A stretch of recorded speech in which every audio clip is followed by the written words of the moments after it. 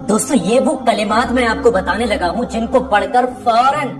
With in 24 our आपको खुशखबरी मिलेगी, आपका काम पूरा होने की खुशखबरी मिलेगी, अल्लाह गैब से मदद करेगा। ये वो ऐसे कलिमात, ऐसा कलमा मुबारक मैं आपके साथ शेयर करने वाला हूँ जो हमारे नबी ने हजरत अली को बताया था जब हजरत अली मुश्किल के दौर में थे।